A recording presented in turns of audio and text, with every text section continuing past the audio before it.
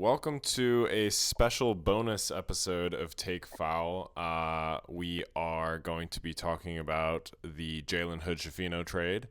And before we get into it, it's just Mike and I today. Ike has some obligations, but he was kind enough to send over a official statement as a member of the podcast. So we'll start off. Well, here, look. I'll read the full trade details, and then I'll read Ike's statement, and then let's get into it. The full trade. The Lakers get Luka Doncic, Maxi Kleber, Markieff Morris. The Mavericks get Anthony Davis, Max Christie, and the 2029 Lakers first-round pick. And the Jazz get Jalen Hood-Schifino, a 2025 Clippers second, and a 2025 Mavs second. Literally sending out a Mavs second just to make the a second-round pick to make the deal work. Whatever. Here is the statement from Ike. To say I am baffled by this trade would be an understatement. Unless there are Deshaun Watson-like allegations or undisclosed injuries, parentheses, I'm alleging neither, parentheses close, then this may be the most one-sided trade in the history of American sports. I cannot begin to understand why the Mavericks would ever contemplate trading Luka or why they would go about this in this manner. They, quote, zeroed in on Anthony Davis. In a negotiating sense, they did this in the absolute worst way. Not fielding offers for a top 3 or 4 asset, maybe better, in the NBA is criminal negligence. I would have traded literally, all caps, every asset on the Timberwolves, every asset the Timberwolves were allowed to in order to pair him with Ant. I think almost every GM in the league feels the same way. All of the poor negotiating aside, though, how the fuck do you trade Luka Doncic? That part's in all caps. I spent 30-ish minutes last night going through Mavs Reddit, and to call it a depressing environment would be the understatement of the century. Tons of fans in there are just giving up on basketball/life, and I can't blame them. It just doesn't make any sense to anyone. Traded away 10-plus years of title contention for whatever the fuck Anthony Davis, parentheses, and almost nothing else gives you. Thrilled the Lakers were gifted relevance for the next 10 years as well. Fantastic. And just judging from my long relationship with Ike, I think that last sentence is some sarcasm right there. So, Mike, it comes out around a little past midnight Eastern time. What's your immediate reaction to seeing this Shams tweet?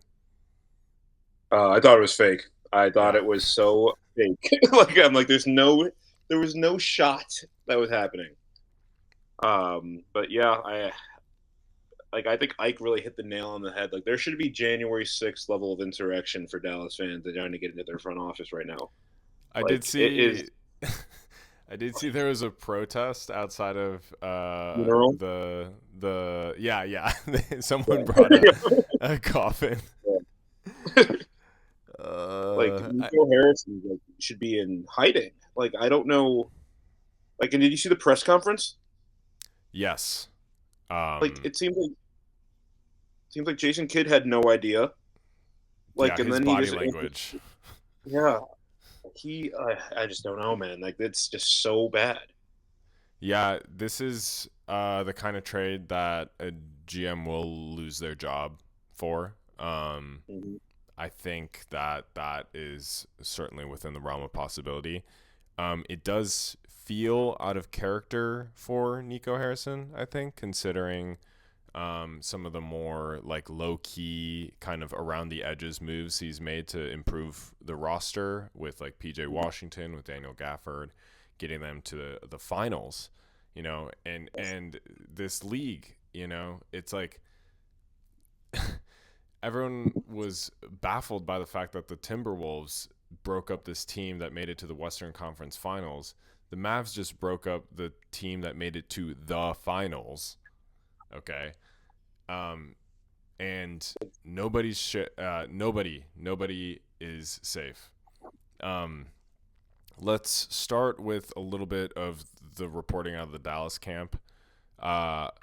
Luka did not request a trade, according to Nico Harrison, gave no indication of wanting to leave or not wanting to re-sign in Dallas. Tim McMahon of ESPN says that Nico Harrison says that defense wins championships. That's a quote. As reason for getting Anthony Davis back. The Mavs were concerned about Luka's conditioning, and I guess there's been some leaks about, or I don't know, whatever, PR, whatever you want to call it, that Luka's nearing 270 pounds. And then the other aspect of this is that Luka was headed towards a $345 million Supermax extension over the summer, only available to people that are in a certain contract year that have made All NBA team, an All NBA team. So, we saw more fringe All NBAers like Jaylen Brown and Karl Anthony Towns get this Supermax deal. Obviously, a first, team All NBA guy like Luka Doncic was going to get this deal, but the key part of this is that you have to be with the team that drafted you, or I believe. So. Oh, so you're coming up, huh? Yeah. So it is not available to him anymore. Yeah. So a lot of money. I think I, like you, thought that this was fake originally. And I think also just looking at it, obviously the verbiage is perfect from Shams. I mean, it's real, so obviously. But also I'm looking at it, I'm like, they only got one first round pick. Yeah, and it's just a gross underpay. And the big thing that I think everyone is just like losing their minds over is that nobody knew that Luka Doncic was going to be available. They did not take this to the market. This was just some sort of private negotiation between Rob Pelinka and Nico Harrison. And they settled on this. And Rob Pelinka just said, "Nah, I'm keeping one." And Nico Harrison said, okay. It's like, what baffles me the most about this is the fact that it wasn't like made aware that he was on like the trade. Like, they're willing to trade him to like every team in the league to see what they could get. Like, you got to imagine, like, there are teams out there with so many assets that they would have probably thrown all the way for Luka. And you're getting a 30, like almost nearly 32-year-old who's definitely who's playing good basketball right now. Like, Anthony Davis is still a very good basketball player. Yeah. Definitely going to be on the downward trajectory over the next 3 to 4 years, which is Harrison said is their window. Yeah, he said in the future, aka the next 3 to 4 years, the next 10, I don't know, ha ha ha. Yeah, laughing about it. It's crazy. Like, he just brought you the finals. This is a young player who had stepped up in nearly every level of the playoffs that you had wanted him to. He got to his first finals, and yeah, he didn't have a great series, but he had just carried the Mavericks on a run to the finals. Yeah, I think the other interesting part, someone was talking about the team that Luka brought to the Western Conference Finals the year that the Warriors won it, I believe 22. And you look at the other guys that were taking the most shots on that team, and it was like Jalen Brunson before he was Jalen Brunson. Right. He was good, but not nearly to the level that he is now. And then Reggie Bullock and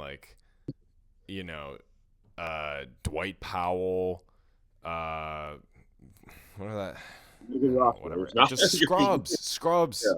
Yeah. He brought a team of scrubs to the Western Conference Finals, and sure, they lost pretty handily to the Celtics, but it's so clear to every single person that this is a top 5 player, if not top 2 player in the NBA.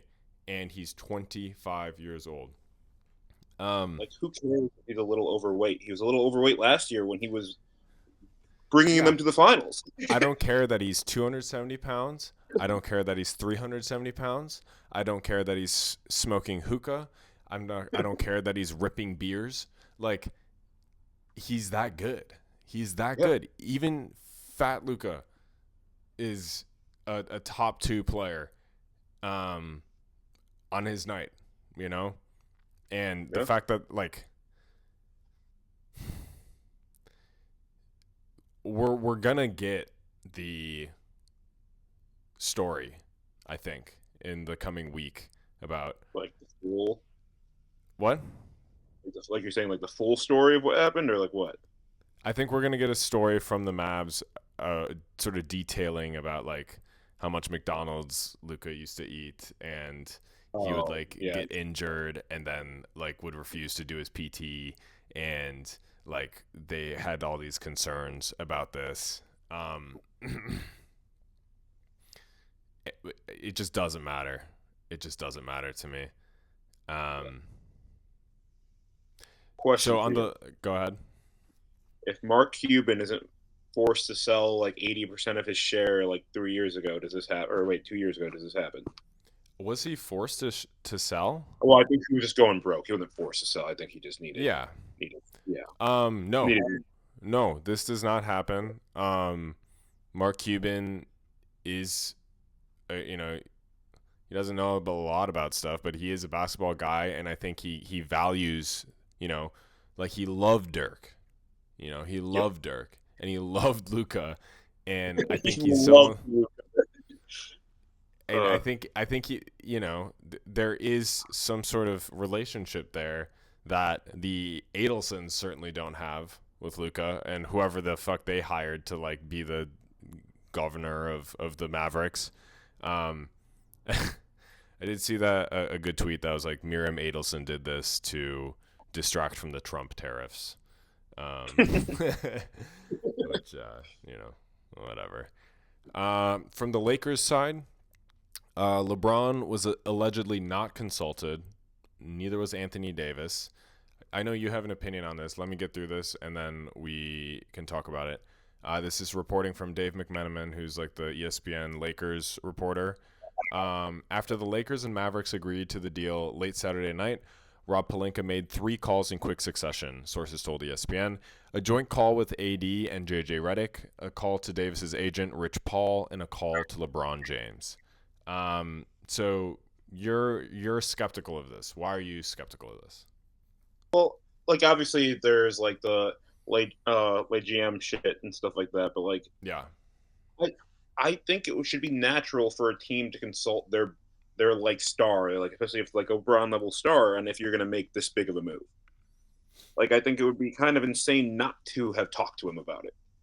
Like that'd just be bad for business.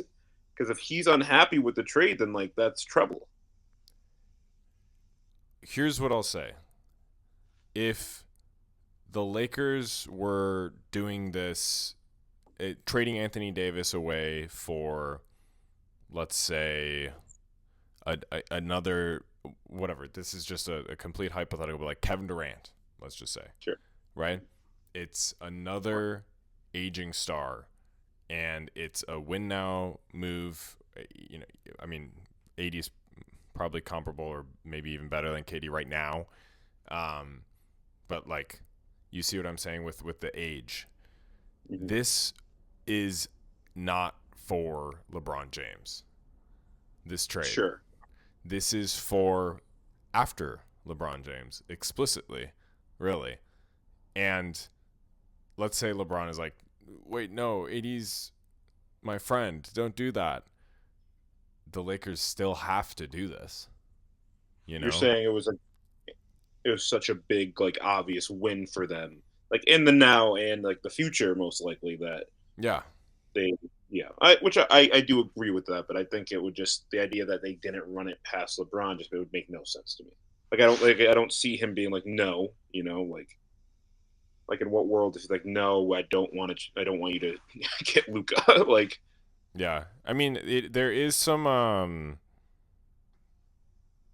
I don't know. I'm like Rich Paul was running circles around that franchise, and has been for a long time. Like yeah he made them draft his son Like LeBron made them draft his son. AD's out here playing LeBron, being like, "Give me a center." Like as you pointed out last night, he did get a center. He got two very good centers. Yeah. And yeah, I don't know. I think I'm more keen to believe this just because it is, like I said, for this future past both of them, both LeBron and Anthony Davis. Mm-hmm. And it's just like the magnitude is too high for those current overlords in AD and LeBron to be even consulted. Which is crazy, but that's where we're at, you know. Like this is easily the most insane trade that I've ever seen, and a lot of people are calling it the most insane trade in NBA history, you know. I think I know what Ike said. It's the most insane trade in like American sports history, like Mm-hmm. football. I think like there's never been something like to this level. Like Yeah, someone who's so clearly like at least a top 5, top 3 player in the league, getting sent yeah. from their best team that wasn't asking out. I guess it's like also, you know, what Ike said here, where he says not fielding offers from for a top 3 or 4 asset in the NBA is criminal negligence. Even if Nico Harrison did zero in on Anthony Davis as the guy he wanted, clearly was strong armed by Rob Pelinka here, and the way to get leverage is to get other teams to send you Right. like crazy offers, and then present that to Rob Pelinka and be like, "Oh, you really don't want to give me your 2031 first?" No. It Uh, should be like a bidding war almost. Like yes, yeah. and like anything, you know, like every other fucking trade. Yeah. It's just you rarely see this sort of like move in the shadows type of thing. Um, so the reporting with Nico Harrison is that Nico Harrison was the rep at Nike, that worked with Rob Pelinka when Pelinka was Kobe's agent. So they have this Okay. pre-existing relationship. Also, funny enough, found out that Nico Harrison was the one that botched the presentation, like the pitch presentation to Steph Curry to join Nike. Oh, you got him in the Under uh, Armour. yeah, like apparently he accidentally called Steph Seth, and then also the entire presentation was actually the one meant for KD. So, so, so that's this guy, you know. Yeah. And again, it's you know, I Probably thought he was mentioned going to be earlier, I done. was like, um,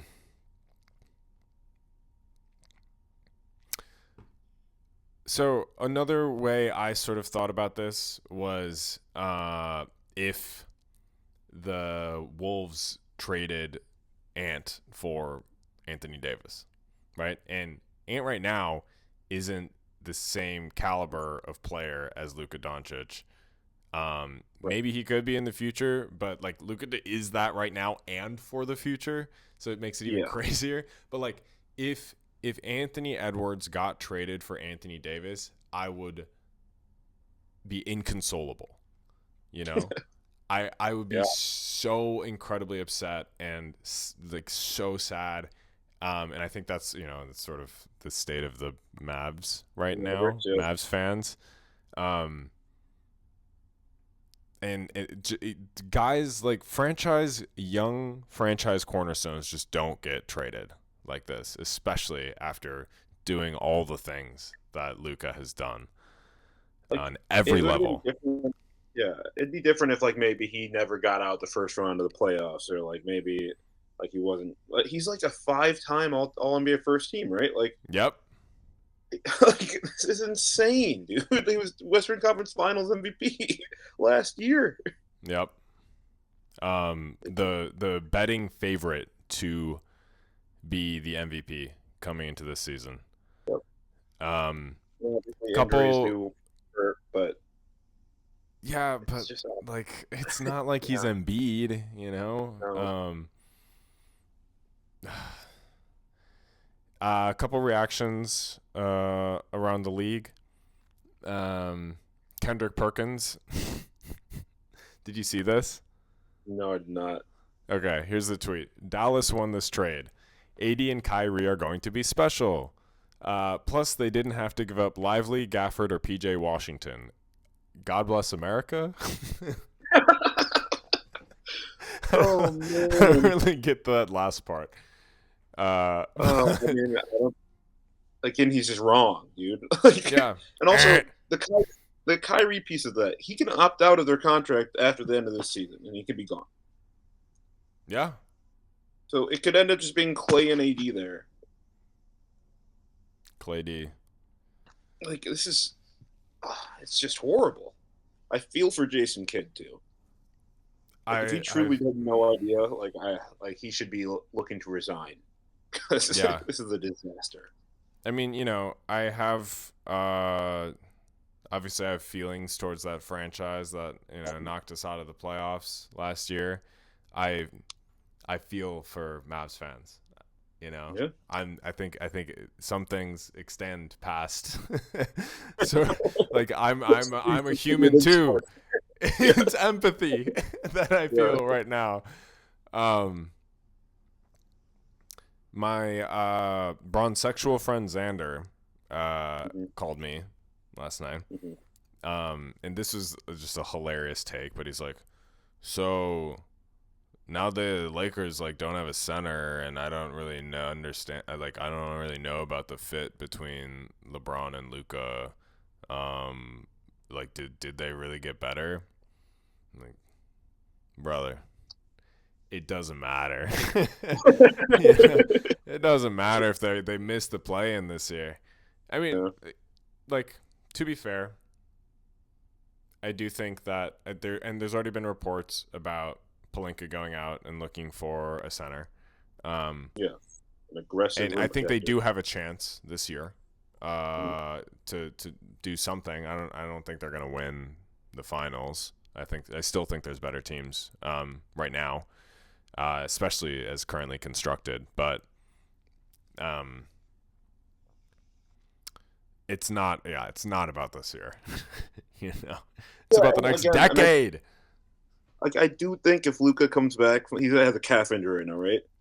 From his calf injury, gets like healthy in the back half of the season, and they're in the playoffs. Like I would not be shocked if I saw them in a Western Conference Finals.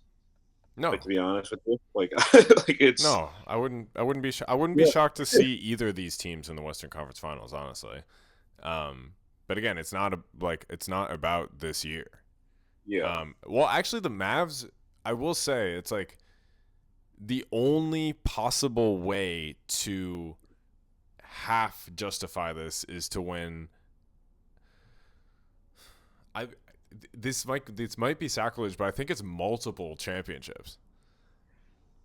Don't you think? I think at least one got to go to two. Like I think I'm just thinking about like one championship. The Mavs win one championship with this core. And then they try to run it back the next year, and they like are out in the second round. And then the next year after that, it breaks up. And the Lakers still have Luka Doncic, right? Yeah. That's hard. It's just hard to quantify. With a player of that caliber. It felt like they're in a situation where they were going to be in the conversation moving forward every single year, and now it feels like there's a very strict time frame in which they could be good. Like I do think AD is a very good basketball player, but he's got to be shutting down a little bit year by year now, right? Like Kyrie, I think he's still a very good basketball player, but he's Kyrie, it's like it can go away real quick. Yeah, I mean, AD also a injury prone player. Mm-hmm. He's 31 right now. Is fully entrenched in his prime. Absolutely, he's an All NBA player. But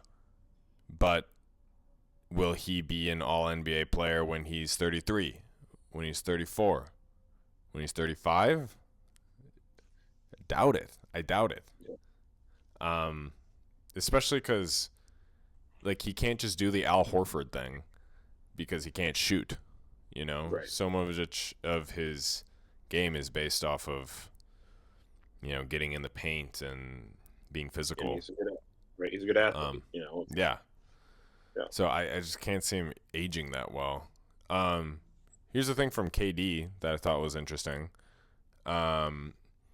This one was more hearsay, so this isn't confirmed. Apologies to the listeners, but basically, I guess he said something along the lines of how he pointed out how players are held to this sort of impossible standard of loyalty, where to the whatever franchise they're on, where if they like sort of think about going somewhere else or like question some of the things going on with their franchise, the media and the fans kill them, right? And then he is asking for front offices to sort of be held to the same standards with all this going down. I think he has a point. With Luka being drafted there and everything, going under Dirk's wing for the first couple seasons, like there's this seamless transition into Luka being this Mavericks great, in the years to come, and Nico Harrison threw it all away. Yeah, I think that I do agree with KD. There should be people should be held responsible. I feel like that people are freaking out at Nico Harrison pretty decently online. I do think so too. Yeah. Yeah, I think he is getting this pretty similar level of hate from Mavs fans as a player would get if roles were reversed. Yeah, I've seen a little bit of conspiracy talk. Did Adam Silver orchestrate this trade to keep the Lakers' success in a more, or to add longevity to the Lakers' success in the post-LeBron era? Yes. It is crazy. It is crazy that guy's there. And he's going to be there for a long time, presumably. Because why would he leave?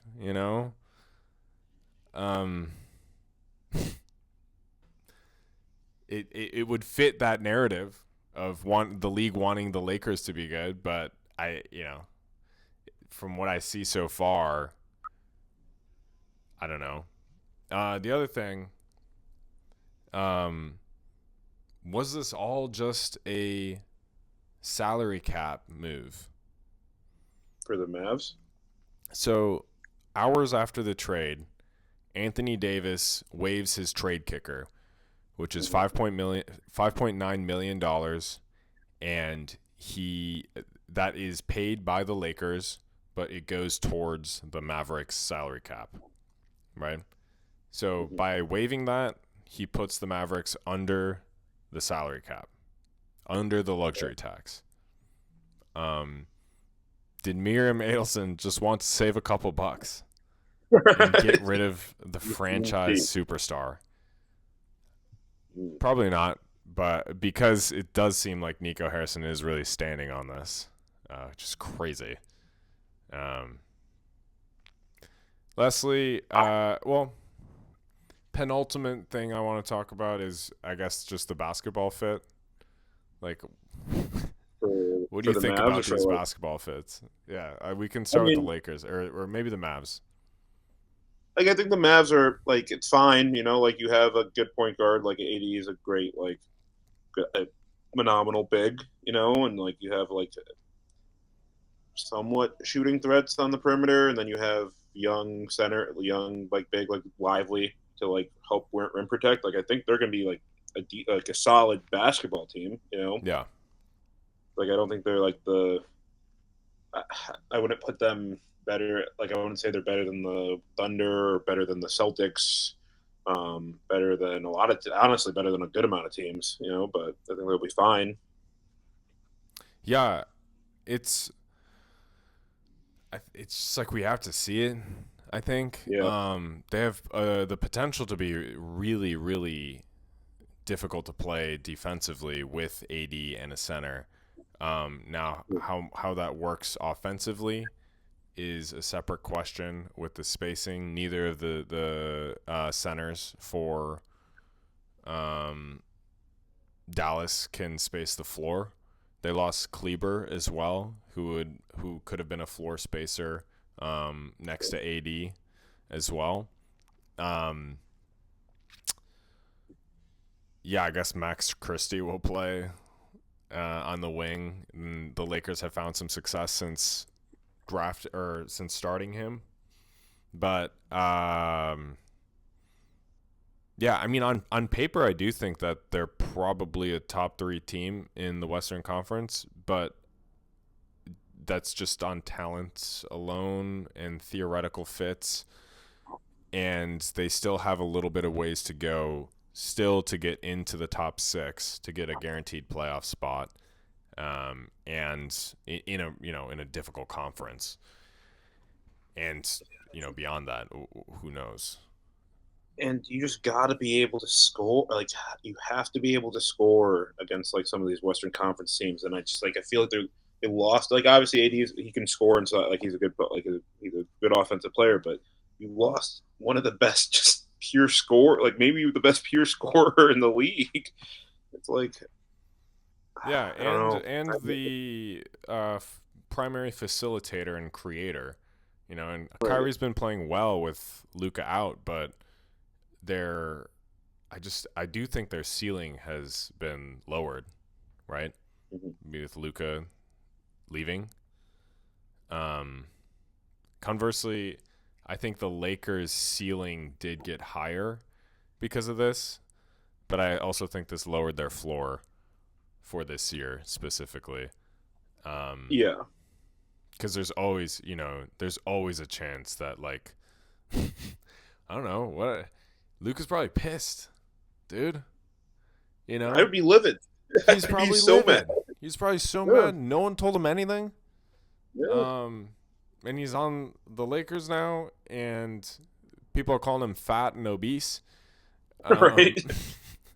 and a His slob, boss. and He gets sent away and his boss will call him back. alcoholic, and a sig fiend. He's probably gonna be fucking hooping for the rest of the year. And I cannot wait for February 25th, which is when the Mavs visit the Lakers. So Will Luka be back by that? he's supposed to be back before the All-Star break. So Really? should be back soon. We'll see. I do think they're like Luka and LeBron fit is a little bit weird, but I also think that it'll be fine. They'll just figure it out. Yeah, I feel like LeBron is a good enough basketball player where he can kind of play with anybody, and kind of bring out the better. Other than Russell Westbrook, but that was sort of because Westbrook didn't really know how to shoot, and you won't have that problem with Luka. Defensively, they're very porous right now, so we'll see what Pelinka does about that. You do need a defensive big. AD was right. Yeah, they need a center. Yeah. Well, unless Jackson Hayes turns into Wilt Chamberlain, but I wouldn't bet on him. Last thing I want to ask you about, Mike. This notion of being a Laker legend, right? Sure. And you talk to most people from LA that are Lakers fans. LeBron and AD, beloved in their own way, but they sort of pale in comparison to the way that like Kobe, obviously, Magic, Shaq, maybe even Kareem are beloved and sort of enshrined by that city and that spoiled fucking franchise. And so I wonder, Luka is going to be very young. He's 25, obviously, when he gets to LA, and he could certainly achieve great things there. Unclear, obviously, but I do think there is sort of a question of like, because LeBron and AD came from different teams, although Shaq did as well. Like, will Luka be sort of brought into this sort of pantheon of Laker greats? Because it's just such a high standard, you know? Yeah, I think the thing is, you got to win a ring, and Yeah. LeBron and AD could never do that. Oh my God, they did win a ring. Bubble ring does not count. Bulls were Oh not my mathematically God. eliminated. That season is null and void. But beyond that, I think like you got to win multiple though. I think like that's their Okay. standard. You got to. I think like you have to win multiple. I think like by multiple I mean at least 3, not even just 2. I think that's like the standard for those Laker legends in the past. Yeah, I mean, even Tatum, who's phenomenal, is like I think Boston fans are probably split on if he can be considered a Celtic great right now. Yeah, they're also a very spoiled franchise. Exactly. Yeah. Like you like if someone like let's say the Wolves won a Carl ring this Anthony year, Towns is a Timberwolves great. Oh wow, already. Carl is a Timberwolves great. Retire the jersey. But seriously though, like if he stayed in Dallas, he's like almost a Dallas great already. He's almost like, where is he on there? I saw something about him where he was in their like all-time leading scorer list. It's like he's like crazy. He might be first. Is he? No, I think he's second. I think he might be second. Dirk, right? Let me look. Presumably. I mean, like, I'm not like the biggest NBA history buff, but I would assume it's Dirk then Luka. So, as far as like greats in franchise history are concerned, it's got to be Dirk. It definitely has to be Dirk. But yeah, Dirk's still the greatest. You can't take that away from him. Dirk. Okay, so Luka's actually 6, which is still probably kind of crazy. Yeah, I mean, 25 years old, dude. Jesus Christ. And he's only like 500 away from being top 3. That's insane. I mean, in 6 seasons with them. Just all of that opportunity to be a part of a franchise, a part of a place, a part of a story, all ripped away because defense wins championships. And we'll see about that. Yeah, so that sort of covers everything for me. You got anything, parting thoughts here, Mike? No, I mean, I still just can't really wrap my head around what was going on in Nico's mind over the past week, but yeah, we'll see. Rudy Gobert went for 5 first-round picks, and a couple other players, obviously, that were not on Anthony Davis's caliber at all. Yeah, but man, what a time to be alive. All right, well, we'll wrap it there. Thanks, Mike. All right.